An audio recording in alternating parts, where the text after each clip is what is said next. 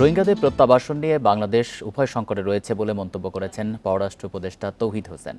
সংকট সমাধানে Arakan army এখন বড় সমস্যা বলে মন্তব্য করেন তিনি। শুক্রবার ফরেন সার্ভিস দিবস উপলক্ষে এক আলোচনা অনুষ্ঠানে উপদেষ্টা বলেন, বাংলাদেশ মিয়ানমারের বিদ্রোহী গোষ্ঠীর সঙ্গে সরাসরি আলোচনা করতে পারছে না, আবার তাদের এড়িয়ে যাওয়াও সম্ভব নয়। তবে জাতীয় স্বার্থে আলোচনায় বসা যেতে পারে বলেও জানান তিনি। এছাড়া দুই মার্কিন উপসহকারী পররাষ্ট্রমন্ত্রীর সফরে ট্যারিফ নিয়ে ফলপ্রসূ আলোচনা হয়েছে বলেও জানান পররাষ্ট্র উপদেষ্টা। তিনি আরও জানান, বাংলাদেশি কর্মীদের বিদেশে পাঠানোর ক্ষেত্রে দেশ থেকেই ৮০% সমস্যা তৈরি হয়, পরে দূতাবাসগুলোকে তা সামলাতে হয়। এর জন্য প্রশিক্ষণের ওপর জোর দেন তিনি।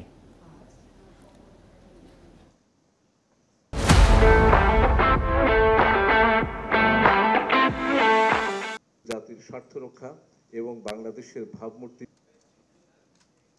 শ্রমিকদেরকে বিদেশে পাঠাই, আমাদের কর্মীদেরকে বিদেশে পাঠাই, তাদের ৮০% সমস্যা আমরা ঢাকা থেকে তৈরি করে পাঠাই,